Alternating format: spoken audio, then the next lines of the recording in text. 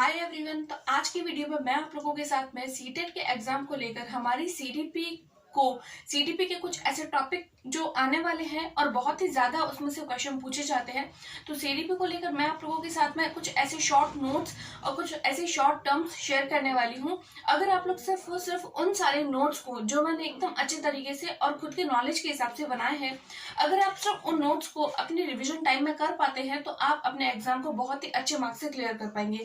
देखिए, हम लोग काफी लंबे टाइम से प्रिपरेशन भी कर रहे हैं। कोई ऐसे होंगे जो 2 महीने से प्रिपरेशन कर रहे हैं, कुछ ऐसे होंगे जो 2 3 4 महीने से प्रिपरेशन कर रहे होंगे।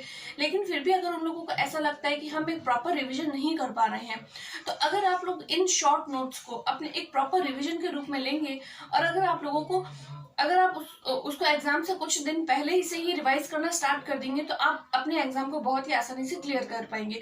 तो चलिए आज की वीडियो स्टार्ट करते हैं। ये वाले जो नोट्स है वो सीटेट के लिए, हमारी सीडीपी के लिए नोट्स है जो मैंने पेपर 1 और पेपर 2 दोनों के लिए तैयार किए हैं।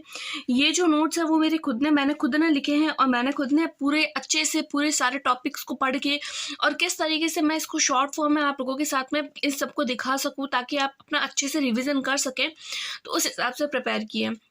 तो देखिए, ये वो टॉपिक है जो मोस्टली एग्जाम में पूछे जाते हैं। तो देखिए, फर्स्टली हमारा जो टॉपिक आता है वो आता है ग्रोथ एंड डेवलपमेंट, यानी कि ये वो टॉपिक है जिसमें से 100% क्वेश्चन जो है वो आता ही है, ग्रोथ और डेवलपमेंट, जिसको हिंदी में हम लोग वृद्धि और विकास बोलते हैं। देखिए, अगर हम लोग इन दोनों में डिफरेंस देखें तो देखिए डिफरेंस क्या है। हम लोगों को एग्जाम में ऐसी कौन सी ट्रिक लगानी है कि हम लोग सिर्फ और सिर्फ इन दो वर्ड्स को देखकर ही हम हमारे आंसर तक पहुंच जाए। देखिए, अगर हमारे पास में ग्रोथ से रिगार्डिंग क्वेश्चन आएगा तो हमारे पास में शब्द आ जाएगा। अगर आप लोग हिंदी मीडियम से हैं तो हिंदी के वर्ड्स भी देख सकते हैं, और इंग्लिश मीडियम में है तो इंग्लिश के भी वर्ड्स देख सकते हैं। तो देखिए, अगर आप ग्रोथ यानी कि वृद्धि से रिगार्डिंग अगर आप लोगों के क्वेश्चन आता है तो आप लोगों को वहां मात्रात्मक शब्द ढूंढना है, यानी कि क्वांटिटेटिव। अगर आप लोगों को डेवलपमेंट यानी कि विकास से रिगार्डिंग अगर आप लोगों के क्वेश्चन आया है तो आप लोगों को उसको देखना है। आप लोगों को ऑप्शन में जो देखना है वो आता है गुणात्मक यानी कि क्वालिटेटिव। यानी कि अगर आप लोगों से पूछ लिया जाए कि डेवलपमेंट जो होता है वो किस तरीके से होता है, मात्रात्मक होता है, गुणात्मक होता है, दोनों तरीके का होता है या दोनों तरीके का नहीं होता है, तो हमें पता चल जाएगा कि विकास कैसा होता है, गुणात्मक होता है, क्वालिटेटिव होता है, तो हमें उसी ऑप्शन पे चूज करना है। देखिए, ग्रोथ जो होती है वो हमारी बॉडी से रिगार्डिंग होती है, जैसे हमारी हाइट, हेल्थ किस तरीके से बढ़ती है वो। और विकास जो होता है, विकास में फिर हमारे सारे विकास आ जाते हैं, जैसे कि सामाजिक विकास हो गया, भाषाई विकास हो गया, नैतिक विकास, बौद्धिक विकास, हमारे बुद्धि का विकास, वो सब। तो फिर ये देखिए, जो हमारा वृद्धि जो होती है वो विकास के अंतर्गत ही आती है। हमारी वृद्धि जो होती है विकास का ही भाग होती है। तो अगर हम लोगों को वृद्धि से रिगार्डिंग पूछा जाए कि वृद्धि कैसी होती है, मात्रात्मक या गुणात्मक, तो हम बोलेंगे हमारी वृद्धि मात्रात्मक होती है। लेकिन अगर हमें पूछ लिया जाता है कि विकास कैसा होता है, तो हमें बोलना है कि हमारा विकास मात्रात्मक और गुणात्मक दोनों तरीके का होता है, क्योंकि विकास जो होता है उसके अंदर वृद्धि निहित होती है। इस जितने भी अभी मैंने टर्म बोले हैं या फिर जो भी चीज़ें मैं आप लोगों को अभी इन शॉर्ट नोट्स के अंदर करवा रही हूँ, आप लोगों को इन सबको एक नोटबुक में नोट कर देना है, और इसी के रिगार्डिंग और इसी के इर्द गिर्द ही आप लोगों के क्वेश्चन आने वाले हैं, और इन्हीं शब्द के आसपास ही आपके ऑप्शन में क्वेश्चन पूछा जाएगा। तो देखिए, अगला हमारा जो टॉपिक आता है वो आता है वृद्धि और विकास की डायरेक्शन कैसी होती है, यानी इसकी दिशाएं कैसी होती है। तो देखिए, एक तो हमारा विकास होता है सिफेलोकॉर्डल। सिफेलोकॉर्डल का मतलब होता है सिर से पैर की ओर, यानी कि बच्चा जो है पहले अपना सर संभालना सीखता है, उसके बाद में जो बच्चा है वो अपने पैर चलाना सीखता है, यानी कि वो पैरों से अपना काम कोई भी बाद में करना सीखता है। सबसे पहले वो सर, यानी कि बच्चे का जो विकास होता है वो सिर से पैर की ओर होता है। पहले बच्चा अपना सिर संभालना भी सीखेगा, उसके बाद में बच्चा चलना सीखेगा। उसके बाद में हमारा जो दूसरा डायरेक्शन आती है, दूसरी जो दिशा होती है वो होती है प्रॉक्सिमो डिस्टल। प्रॉक्सिमो डिस्टल का मतलब होता है अंदर से बाहर की ओर। देखिए, सिफेलोकॉर्डल का मतलब था सिर से पैर की ओर, प्रॉक्सिमो डिस्टल का मतलब है अंदर से बाहर की ओर। अंदर से बाहर की ओर का मतलब है, देखिए, जब बच्चा गर्भ में होता है तो बच्चे के जब हम डॉक्टर के पास जाते हैं, जब बच्चा गर्भ में होता है तो डॉक्टर सबसे पहले बच्चे की धड़कनें सुनता है। यानी कि बच्चे का जो सबसे पहले वृद्धि होती है, सबसे पहले जो विकास होता है वो हृदय का होता है। हृदय का होने के बाद में बच्चे के सारे साइड के अंग बनने स्टार्ट हो जाते हैं। तो इसका मतलब यही हो गया कि सबसे पहले जो होता है वो अंदर वाला जो सबसे मेन पार्ट अंदर का जो मध्य में होता है वो हृदय ही होता है। तो सबसे पहले तो वो विकसित होता है, उसके बाद में हमारे साइड के सारे अंग जो है वो विकसित हो जाते हैं। तो अब इन दोनों टर्म में से किस तरीके से क्वेश्चन पूछा जाएगा, तो इन दोनों टर्म में से सिंपल सा क्वेश्चन पूछा जाएगा कि देखिए, मान लीजिए कोई बच्चा है वो पहले अपने सर को संभाल रहा है और उसके बाद में वो चलना सीख रहा है, तो बच्चे में किस तरीके का विकास है। तो हम बोल सकते हैं कि बच्चा जो है वो सिफालोकॉर्डल तरीके से अपना डेवलपमेंट कर रहा है। और बच्चे के अंदर से बाहर की ओर का मतलब है, तो फिर वो तो अभी मैंने आप लोगों को एग्जाम्पल दे ही दिया है कि बच्चा जो है वो पहले हृदय जो है वो काम करेगा, उसके बाद में उसके बाहर के सारे अंग जैसे उंगलियां हैं, वो चलना फिरना सब कुछ, उसका बाद में विकास होता है। उसके बाद में इसके रिगार्डिंग जो तीसरा टॉपिक है वो आता है बहुआयामी। देखिए, बहुआयामी का मतलब है कि विकास जो होता है वो बहुआयामी होता है। देखिए, विकास एक नहीं होता है, ग्रोथ जो होती है वो मल्टी डायमेंशनल होती है। इसका मतलब ये है कि अगर आप लोगों को पूछ लिया जाए कि कोई बच्चा जो है उसमें, जैसे इसके रिगार्डिंग किस तरीके का क्वेश्चन आएगा, तो इसके रिगार्डिंग भी सिंपल सा क्वेश्चन आएगा जो इन्हीं वर्ड्स के आगे पीछे ही घूमेगा, ये मेरी गारंटी है। तो देखिए, जैसा कि मैं आप लोगों को बताऊं, सबसे पहले मैं आप लोगों को बता देती हूँ कि किस तरीके के विकास होते हैं। तो देखिए, सबसे पहला विकास होता है सामाजिक विकास, जिसको हम सोशल डेवलपमेंट बोलते हैं। उसके बाद में आता है भाषाई विकास, जिसको हम लैंग्वेज डेवलपमेंट बोलते हैं। उसके बाद में आता है नैतिक विकास, जिसे हम मोरल डेवलपमेंट बोलते हैं। उसके बाद में आता है शारीरिक विकास, जिसको हम फिजिकल डेवलपमेंट बोलते हैं। उसके बाद में आता है संज्ञानात्मक विकास और बौद्धिक विकास, जिसे हम कॉग्निटिव डेवलपमेंट बोलते हैं। देखिए, संज्ञानात्मक विकास और बौद्धिक विकास दोनों एक ही तरीके से हैं, दोनों एक ही माने जाते हैं, ये कोई भी अलग टर्म नहीं है। तब इसके रिगार्डिंग ये सारे विकास, देखिए हमको इनके नाम एक बार के सिर्फ सरसरी नज़र से देख लेने हैं। अब इसके रिगार्डिंग क्वेश्चन कैसे पूछा जाएगा, तो बहुत ही सिंपल क्वेश्चन पूछा जाएगा। विकास बहुआयामी होता है। अगर हमें पूछ लिया जाए कि विकास जो होता है वो एक आयामी होता है, बहुआयामी होता है, या हर दिशाओं में घूमता है, तो हमें याद रखना है कि विकास जो होता है वो बहुआयामी होता है। फिर अगर हमें पूछ लिया जाए कि मान लो इस तरीके का क्वेश्चन पूछ लिया जाए कि बालक जो है वो बच्चा जो है वो बोलने में बहुत अच्छा है, यानी कि उसका जो लैंग्वेज डेवलपमेंट है वो बहुत ज़्यादा अच्छा हो रहा है, लेकिन वो बच्चा जो है वो सामाजिक विकास उसमें किस वर्ष में होगा। तो देखिए, बच्चे के सारे विकास जो है वो जैसे जैसे उसकी एज बढ़ती जाती है वैसे वैसे बच्चे की सारे के सारे विकास जो है वो होते रहते हैं। तो ये सारे के सारे टर्म्स जो होते हैं वो एक साथ इनके साथ में जुड़े हुए हैं। जैसे शारीरिक विकास होता है, तो अगर बच्चे का शारीरिक विकास होगा तो उसका संज्ञानात्मक विकास भी होगा, संज्ञानात्मक विकास होगा तो भाषाई विकास भी होगा, भाषाई विकास तो जो होगा तो सामाजिक विकास भी होगा। यानी कि सारे के सारे ये जो विकास है वो एक दूसरे से इंटरकनेक्टेड होते हैं। अगर हमें पूछ लिया जाए कि बच्चे में सर्वप्रथम किस तरीके का विकास होता है, सामाजिक विकास, भाषाई विकास, नैतिक विकास, शारीरिक, यही सारे ऑप्शन में से कोई 4 ऑप्शन दे दिए जाए, तो देखिए इस तरीके का हमारा क्वेश्चन नहीं बनेगा। तो हमारा क्वेश्चन ऐसे ही बनेगा कि बालक में किस तरीके का विकास जो है पहले आता है, तो हमें उस ऑप्शन पर टिक नहीं करना है, क्योंकि बच्चे का जो विकास होता है वो बहुआयामी होता है, सभी दिशाओं में बच्चे का विकास जो है वो घूमता है। आप लोगों को बताऊं तो अगला टॉपिक देखिए, जीन पियाजे में से पूछा जाता है। जीन पियाजे क्या थे, तो वो कॉग्निटिव डेवलपमेंट, जैसा कि अभी मैंने आप लोगों को बताया, संज्ञानात्मक विकास। हम लोगों को पूछ लिया जाए कि संज्ञानात्मक विकास या ज्ञानात्मक विकास, बौद्धिक विकास, इस तरीके का अगर कोई भी ऑप्शन आए तो आप समझ लीजिएगा कि हमारा जो आंसर है वो जीन पियाजे ही होता है।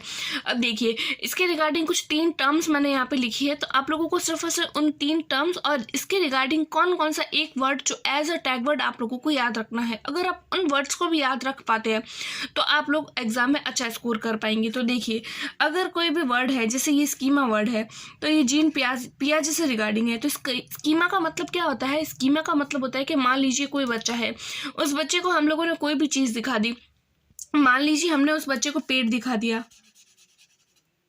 तब उस बच्चे के माइंड में एक इमेज बन गई है, उस बच्चे के दिमाग में एक ऐसी पेट से रिगार्डिंग जो है वो एक इमेज बन जाती है। तो उस इमेज जो होती है, यानी बच्चे ने अपने माइंड के अंदर सेट कर लिया है कि स्कीमा, तो उसने मतलब अपने जो ज्ञान है पेड़ को लेकर उसके दिमाग में जितनी भी बातें हैं उन सब को उसने अपने एक दिमाग के अंदर एक बंडल बना लिया है और उसको सेट कर लिया है, तो उस चीज़ को हम स्कीमा बोलते हैं। अब इससे रिगार्डिंग भी यही क्वेश्चन पूछा जाता है कि एक बच्चा जो है पेड़ को देखता है और उसकी इमेज अपने दिमाग में बना लेता है, उसका एक स्कीमा बना देता है, तो दिया गया कथन निम्न में से किस वैज्ञानिक का होगा। तो हम आसानी से बता सकते हैं जीन पियाजे में से होगा, 4 ऑप्शन दे देंगे, आंसर हम लगा सकते हैं पियाजे। उसके बाद में देखिए हमारे पास में अगला जो पियाजे से रिगार्डिंग जो ऑप्शन में आ सकता है, तो देखिए वो ये आता है एसिमिलेशन। 2 वर्ड्स आते हैं, एक तो होता है एसिमिलेशन, दूसरा होता है एकोमोडेशन। एसिमिलेशन को हिंदी में बोलते हैं आत्मसात करना। आत्मसात करने का मतलब होता है, इसकी जो सिंपल सा वर्ड या सिंपल सी लाइन हमको जोड़ के रखनी है, याद रखनी है, वो है पुराने ज्ञान को नए ज्ञान के साथ में जोड़ना। पुराने ज्ञान को नए ज्ञान के साथ में जोड़ने का मतलब है कि मान लीजिए कोई भी बच्चा है, जब वो स्कूल जाता है, अगर उसको थोड़ा बहुत भी किसी चीज़ का नॉलेज है, तो हम उसको जो है वो जब हम उसको पढ़ाना स्टार्ट करते हैं तो हम उसको पहले प्रस्तावना प्रश्न पूछते हैं। अगर आप लोगों ने बीएड डीएलएड किया होगा तो आप लोगों ने अगर अपने जो है वो लेसन प्लान बनाए होंगे तो उसके अंदर आप लोगों को पता होगा कि हम सबसे पहले प्रस्तावना प्रश्न पूछने के बाद में हम लोगों से बच्चे से पूर्व ज्ञान से रिगार्डिंग प्रश्न पूछते हैं। तो हम क्यों पूछते हैं? तो वो बच्चा आत्मसात कर लेता है उन चीज़ों को, अपने नए ज्ञान को, यानी आज जो हम पढ़ाने वाले हैं उसको अपने पुराने ज्ञान के साथ में जोड़ देता है। तो अगर इस तरीके के वर्ड आ जाते हैं कि बच्चा अपने पुराने ज्ञान को नए ज्ञान के साथ में जोड़ने का प्रयास करता है, तो बताइए कि निम्नलिखित कथन जो है वो किस से रिगार्डिंग है? एसिमिलेशन, एकोमोडेशन, दोनों या दोनों में से कोई नहीं? तो हम बता सकते हैं कि यह जो वर्ड है वो एसिमिलेशन से रिगार्डिंग है। तो अब एसिमिलेशन तो ये हो गया। अब एकोमोडेशन क्या होता है? तो देखिए, एकोमोडेशन होता है समायोजन। समायोजन का मतलब होता है बच्चा जो है वो अपनी किसी भी चीज़ को न्यू ऐड करता है। अब आप लोगों को सिर्फ इतना ही वर्ड लर्न रखना है कि एकोमोडेशन वर्ड आती है यानी न्यू ऐड करना। अब न्यू ऐड का मतलब क्या है कि हमारे एग्जाम में ऐसा क्वेश्चन पूछा जाएगा न्यू ऐड, तो जी नहीं, क्वेश्चन कैसे बनेगा उसको सुनेंगे। तो देखिए, इसके रिगार्डिंग क्वेश्चन कुछ इस तरीके से बनेगा कि मान लीजिए हमने एक बच्चे को दिखाया कि रास्ते में मान लीजिए कुत्ता जा रहा है, तो हमने बता दिया कि भाई जिसके 4 पैर होते हैं, 2 कान होते हैं, आंखें होती है, इस तरीके का जो भी जानवर होता है वो कुत्ता होता है। तो उस बच्चे ने अपने दिमाग के अंदर सेट कर लिया। या फिर हम जब किसी पक्षी को बताते हैं कि जो उड़ता है, जो अपने पंखों को फैलाता है, जो आसमान में होता है, वो पक्षी होता है। अब बच्चे ने थोड़ी देर बाद में हेलीकॉप्टर या प्लेन को आते हुए देख लिया, तो अब उस बच्चे ने बोल दिया कि देखिए मम्मा, पक्षी जा रहा है। तो हम उस टाइम उस बच्चे को दिखाएंगे कि देखिए ये पक्षी नहीं है, ये कोई और चीज़ है। तो वो उस चीज़ को न्यू ऐड कर रहा है अपने दिमाग के अंदर कि हर उड़ने वाली चीज़ जो है वो पक्षी नहीं होती है। तो ये चीज़ जो होती है, देखिए ये जो मैं एग्जांपल बता रही हूँ ये प्रीवियस ईयर में मल्टीपल टाइम पूछे गए हैं, तो आप लोग इन एग्जाम्पल को बहुत अच्छे से याद रखिएगा। अब हम देखेंगे जीन पियाजे से रिगार्डिंग कुछ स्टेजेस होती है। तो देखिए ये स्टेजेस कौन कौन सी होती है। सबसे पहला आता है सेंसरी मोटर, उसके बाद में आती है प्री ऑपरेशनल, उसके बाद में आती है कंक्रीट ऑपरेशनल, और उसके बाद में चौथी स्टेज आती है फॉर्मल ऑपरेशन।